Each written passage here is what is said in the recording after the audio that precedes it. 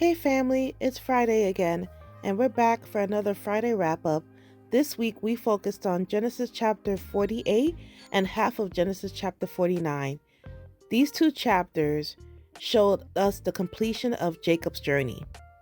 But it wasn't a journey with regrets, but definitely one filled with worship. So let's get into some key takeaways we can get from these chapters.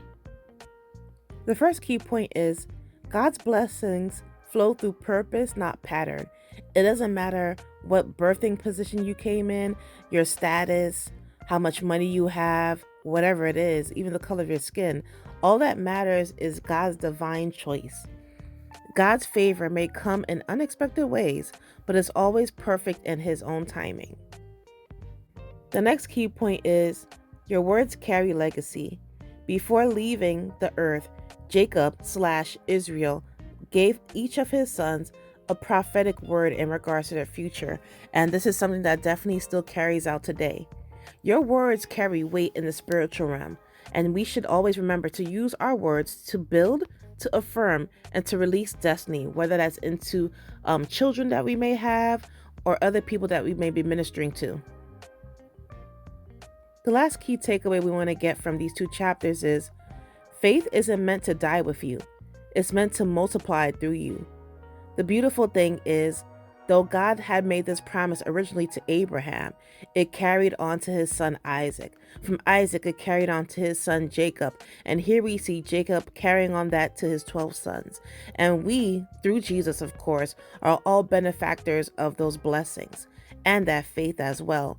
So it's important to remember when you're dealing with somebody, whether encouraging them or dealing with somebody, maybe your own children or a loved one, a spouse, whoever it may be, it's important to always remember to share your faith with them because your faith lives on. People remember, what you stood on. And it's important to remember to hold that on because your faith spans generations.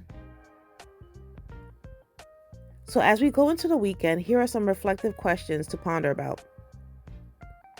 Am I living in a way that builds a legacy of faith for those who come after me?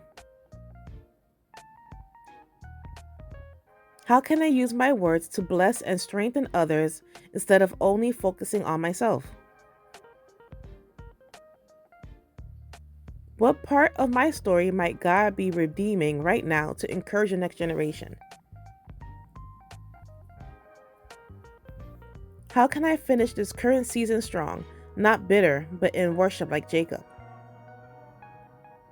So as we go into this weekend, take time to speak a blessing over your family, over your friends, over your ministry, even your neighborhood, whoever you interact with this weekend. Don't wait for the end to release what God has placed in your mouth. Declare life, favor, and purpose where doubt or fear once lived. Remember, the same God who carried Jacob's family into the promise is carrying yours too. All right, guys, so we'll see you on Monday for another week of lessons.